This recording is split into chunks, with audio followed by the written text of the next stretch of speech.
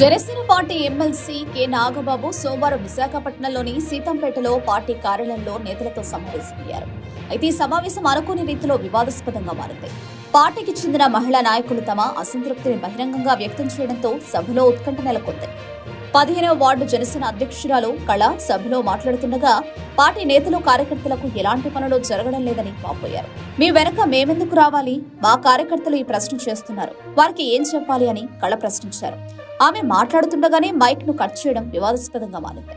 Mic తిరిగి ఇవ్వమని ఆమె కోరినప్పటికీ వేదికపై ఉన్న నాయకులు మైక్ ను వేరొకరికి ఇవ్వాలని ఆదేశించారు. ఈ సందర్భంలో నాగబాబు స్పందిస్తూ కార్యకర్తలు అసహనంతో వ్యవహరించకూడదు, వ్యక్తిగత విషయాలను పక్కన పెట్టి కూటమితో కలిసి పనిచేయాలి అని స్పష్టం చేశారు. ఈ వ్యాఖ్యలు అక్కడున్న నాయకులు కొంతమందిని నిరాశకు గురి చేశాయి. ఇదే సభలో 33వ ward Janasena corporator GVMC floor leader Bisetti Vasanthalakshmi భర్త బీసెట్టి గోపికృష్ణ కూడా పార్టీ వ్యూహాలపై తన అభిప్రాయాన్ని తెలియజేయాలని ప్రయత్నించారు. కూటమి ప్రభుత్వం వారి మాటను పట్టించుకోవడం లేదని వ్యాఖ్యానించగానే నాగబాబు ఆగ్రహంతో మైక్ కట్ చేయాలని ఆదేశించారు. అంతటితో ఆగకుండా ఇక్కడి నుంచి వెళ్లిపోండి అని హెచ్చరించినట్లు సమాచారం. ఈ ఘటనపై గోపికృష్ణ బాధతో మాట్లాడుతూ పవన్ కళ్యాణ్ ను నమ్మి నా భార్యను కార్పొరేటర్ గా గెలిపించారు, కానీ ఇప్పుడు ఇలా అవమానిస్తారని సన్నిహితుల వద్ద ఆవేదన వ్యక్తం చేసినట్టు తెలిసింది.